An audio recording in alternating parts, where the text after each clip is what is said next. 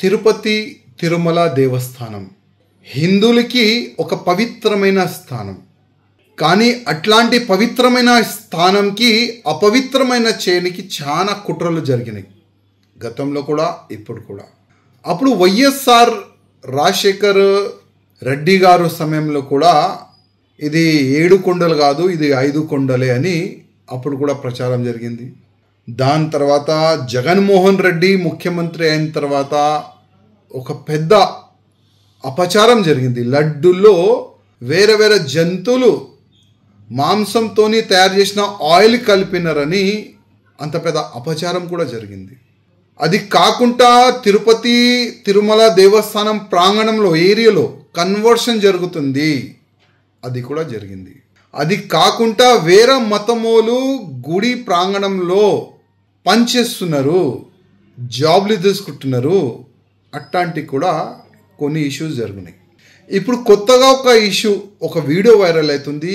ఒక ముస్లిం సమాజానికి చెందిన ఒక వ్యక్తి తిరుమల అట్లాంటి కొండపైన నమాజ్ చదువుతున్న అట్లాంటి ఒక వీడియో వైరల్ అవుతుంది. నేను చాలాసార్లు తిరుపతి తిరుమల వెళ్తా, మధ్యలో ఒక చెక్ పోస్ట్ ఉంటుంది.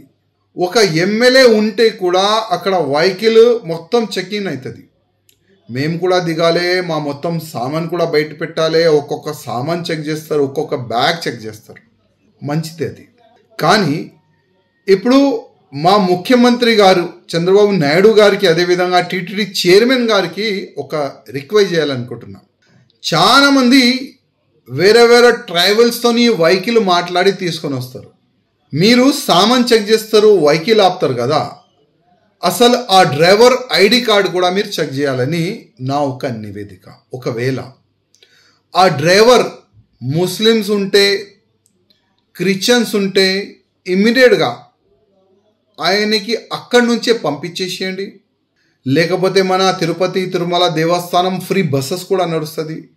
ఆ వెహికల్ కిందనే పెట్టి ఆ భక్తులు వచ్చిన వాళ్ళకి ఆ బస్సు ఫెసిలిటీస్ ఆల్రెడీ ఉంది, ఆ ఫెసిలిటీస్ చాలా బాగుంటుంది.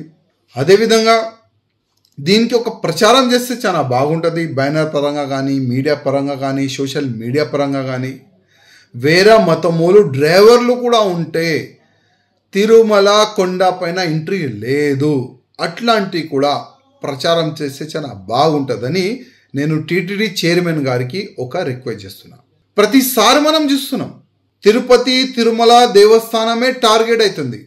ఎందుకంటే యావత్ భారతదేశం కాకుండా యావత్ ప్రపంచం నుంచి శ్రీ వెంకటేశ్వర స్వామి భక్తులు వస్తారు, దర్శనం చేసుకుంటారు.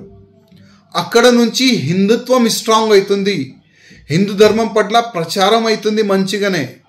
కానీ అట్లాంటి పవిత్రమైన గుడికి అపవిత్రమైన చేయనికి చాలా వరకు కుట్రలు జరుగుతుంది. అందుకోసం ప్రత్యేకంగా మా ముఖ్యమంత్రి గారికి, ప్రత్యేకంగా టీటీడీ చైర్మన్ గారికి నేను రిక్వెస్ట్ చేస్తున్నా, వచ్చే డ్రైవర్ ఐడి కార్డు మీరు చెక్ చేయాలి, వాళ్ళకి రిటర్న్ పంపించాలి ఒకవేళ ఆయన హిందూ లేకపోతే.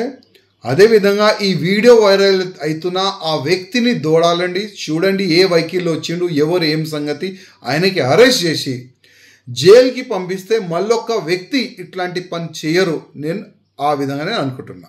ఇమ్మీడియట్గా ఆ వ్యక్తిని అరెస్ట్ చేయాలని నేను మా ముఖ్యమంత్రి గారికి రిక్వెస్ట్ చేస్తున్నా.